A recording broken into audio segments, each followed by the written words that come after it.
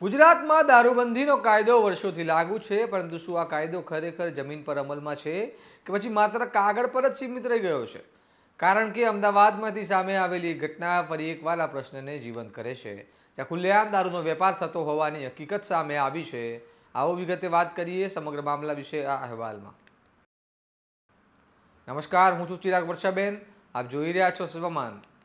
અમદાવાદ, જેને heritage city તરીકે ઓળખવામાં આવે છે, ત્યાં ગેરકાયદેસર પ્રવૃત્તિઓને કોઈ સ્થાન ન હોવું જોઈએ, પરંતુ વાસ્તવિકતા કંઈ અલગ જ ચિત્ર રજૂ કરે છે. શહેરમાં દારૂબંધી હોવા છતાં ગેરકાયદેસર દારૂનો વેપાર અટકતો નથી. પોલીસ કમિશનર દ્વારા આવા ગેરકાયદેસર ધંધાઓને ડામવા કડક સૂચનાઓ આપવામાં આવી છે અને તેના ભાગરૂપે સરખેજ પોલીસ દ્વારા કાર્યવાહી હાથ ધરવામાં આવી. પેટ્રોલિંગ દરમિયાન સર્વેલન્સ સ્ક્વોડને બાતમી મળી કે સરખેજ બોપલથી મમતપુરા જવાના રસ્તે એક ખેતર પાસે એક વ્યક્તિ પોતાની કારમાં દારૂનો જથ્થો લઈને વેચાણ કરી રહ્યો છે.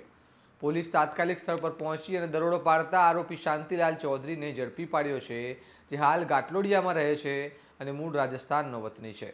પ્રાથમિક તપાસમાં સામે આવ્યું કે ડ્રાઇવિંગની આડમાં રાજસ્થાનથી દારૂ લાવીને તે અમદાવાદમાં સપ્લાય કરતો હતો અને પોલીસે તેના પાસેથી કુલ 456 દારૂ અને બિયરની બોટલ, કાર અને મોબાઈલ સહિત અંદાજે 4,47,000થી વધુનો મુદ્દા માલ જપ્ત કર્યો છે. તેમજ આ આરોપી સામે અગાઉ પણ સોલા પોલીસ સ્ટેશનમાં ગુના નોંધાયેલા હોવાની માહિતી પણ સામે આવી છે. એટલે આ કોઈ એક વખતની ઘટના નહીં, પરંતુ એક ચાલુ ગેરકાયદેસર ચેનનો ભાગ હોવાની શક્યતા પણ નકારી શકાય તેવી નથી. આ સમગ્ર મામલો ફરી એકવાર સવાલ ઊભો કરે છે, જો દારૂબંધીવાળા રાજ્યમાં આટલી સહેલાઈથી દારૂ આવી શકે અને ખુલ્લેઆમ વેચાઈ શકે, તો પછી કાયદાનો ભય ક્યાં ગયો? શું આ માત્ર નાના સ્તરના વેપારીઓ સુધી સીમિત છે કે પાછળ મોટું નેટવર્ક કાર્યરત છે? હવે જોવાનું રહેશે કે પોલીસ આ કેસને કેટલો ઊંડો લઈ જાય છે અને શું માત્ર એક આરોપી સુધી કાર્યવાહી સીમિત થાય છે કે સમગ્ર નેટવર્કનો પર્દાફાશ થાય છે.